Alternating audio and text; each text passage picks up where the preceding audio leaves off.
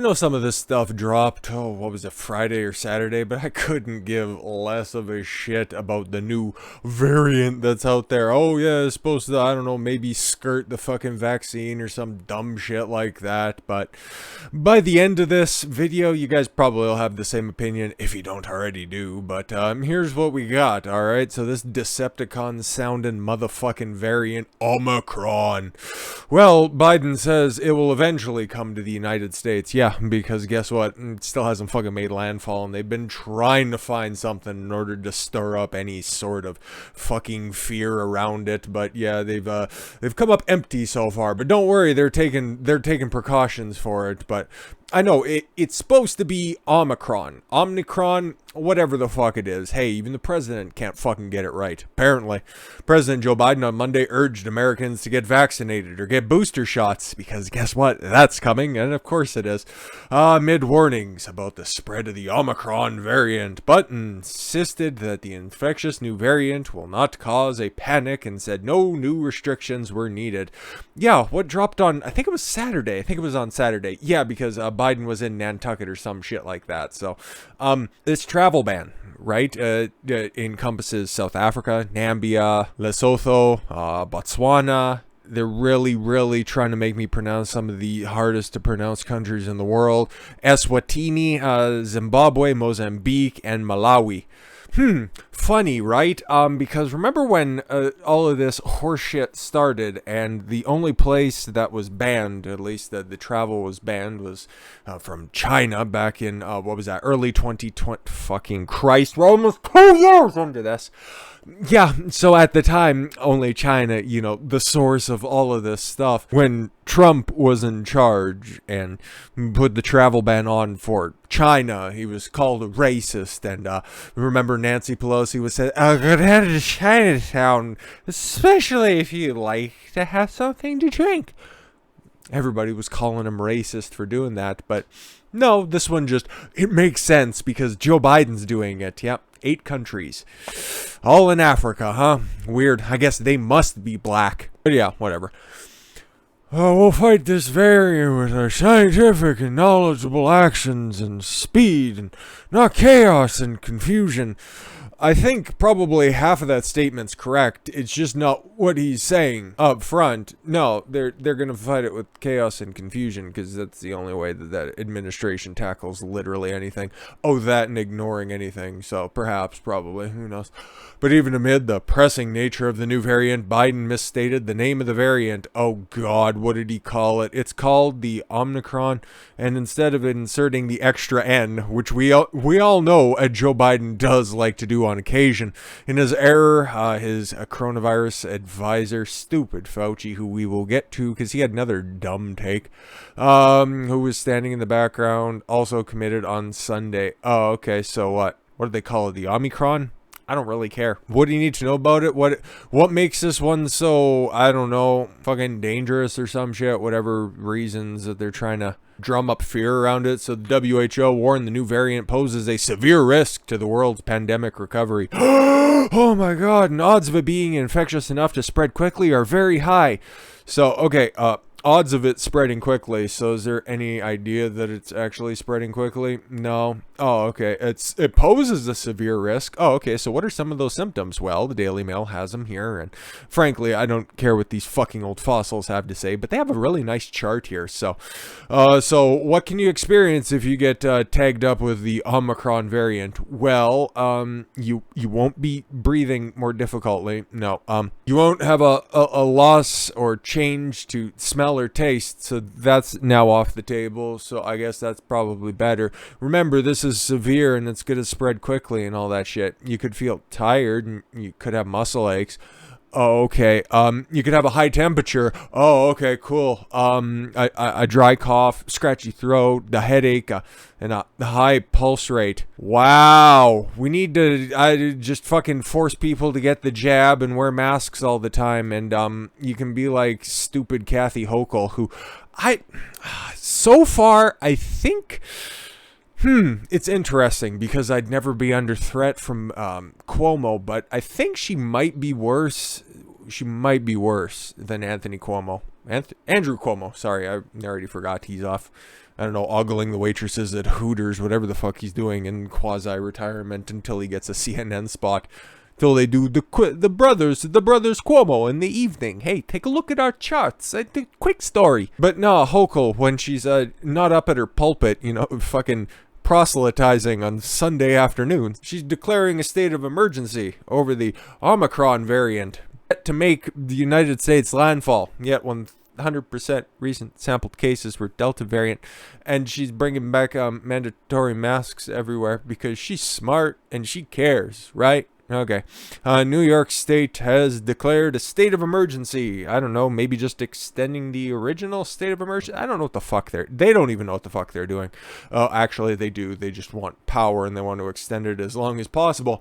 Even though we can go back to the chart, it's literally like having a bad night of sleep. That's what you feel like in the morning, but it's dangerous and it'll spread quickly. Oh my God. Called a state of emergency over the Omicron variant, despite the fact that 100% of New York sampled cases over the last 2 weeks were the Delta variant. Of course, we continue to see warning signs of spikes of COVID this winter. We don't actually see the spikes, but they could happen. That's why we're calling it a state of emergency, because we have your best intentions in mind. And while the new Omicron variant has yet to be detected in New York State, it's coming. Cool. Things that are different between the Omicron and Kathy Hochul's husband. Today I signed an executive order to help, and she posted this on Twitter because, of course, New York health governor, whatever, I don't give a fuck, boost hospital capacity ahead of potential spikes. Cool. You guys have been dealing with this now for the guts of 2 years. Fuck. How much more hospital capacity was in reserve that you were holding back? Like, remember when Trump floated up the 2 aircraft carriers on both sides of the border for you guys to use as like mobile hospitals, and he didn't end up needing it because the spikes were never that bad? I remember, but yeah, no. According to the Hurl, the executive order will last until at least January 15th. I thought that said June. I was just kind of sort of looking at it. My monitor is below my eyesight, so it's a little bit off, but it's going to be around until at least January 15th. It'll be in effect a lot longer. When does all of this stuff end? I think I'm actually going to put a fucking date on it now. January 21st, 2023.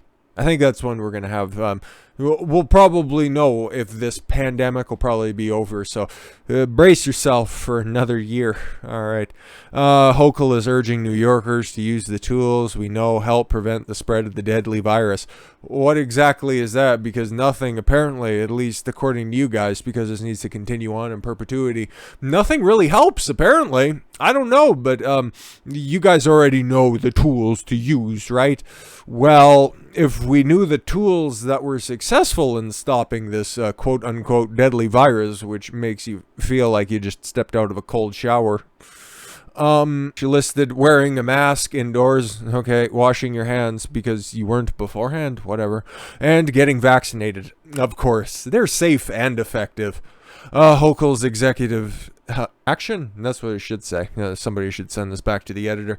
Moves comes despite the fact that New York has not recorded any cases of the Omicron variant, and very likely that it won't. But I said that we mentioned Fauci, and just in passing mention, because I hate him more than liberal blacks hate anybody that falls off the plantation and thinks for themselves. Fauci predicts vaccines will be available for babies. Literally, we're going to start vaccinating anybody with a pulse at this point.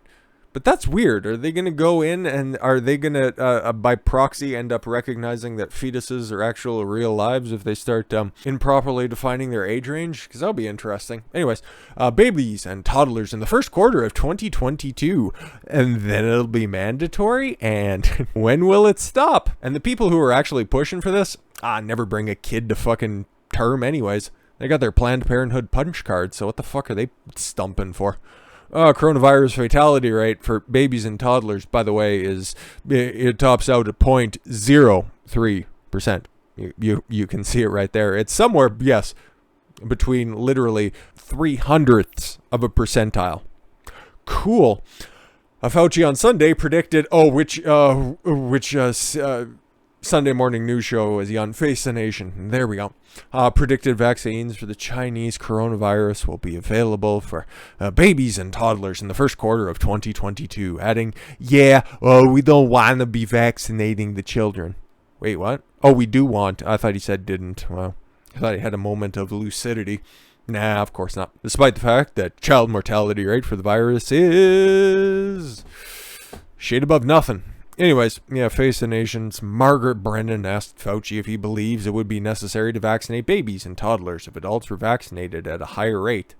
Of course, everybody should get the jab, including the children. Fauci, however, did not directly answer the question and said, I'm not reading that. That's like a fucking leftist meme. Fuck off. But how about this? This is something that they don't want to fucking answer. And I feel like we've already read through this before, but it looks like a brand new article anyway, so I'm going to go ahead and bring it up again. If you've already recovered, hi. People at little risk of reinfection. Oh no, but you should be scared of these new variants that, once again, let's go back to the chart here, makes you feel... Literally, I go outside for a run and I feel like most of this shit anyways. And now that you can't fucking lose your taste or smell or... difficulties breathing. If I go for like a really long, strenuous run, I feel every single one of those things. That's what we're shutting the world down for. Okay. But anyways, naturally immune people to little risk of infection and severe disease. Yeah. No shit. So even if it's already highly unlikely that you're going to get reinfected, but then if you do, your risk for severe symptoms is through the floor, kind of like a mortality rate for a baby or a toddler. People who have recovered from the coof are at little risk of contracting the disease again, according to a study published last week. Researchers in Qatar, yes, my friend, examined a cohort of over 353,000 people. What the fuck is with these goddamn sand doctors out here? They are the ones who are doing these wide-scale studies. Meanwhile, the CDC is making wide, sweeping recommendations on the backs of a few hundred people. But you got Qataris over here, 353,000 people, using national databases that contain information about patients and polymerase chain reaction confirmed infections. All right. Studies population contracted the coof between February 28th and April 28th, 2021. Reinfections were counted as a person tested positive in the last 90 days after the first infection. All right.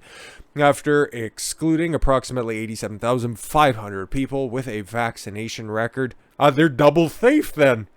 Researchers found that those with immunity due to having recovered from the coof had a little risk of reinfection or severe cases of the disease. Fuck. Just 1,304, out of 353,000 people. 1,304 reinfections. All right, that means 0.4% of people with natural immunity and without a vaccination record got the coof. Oh, okay, right. So what are people scared about?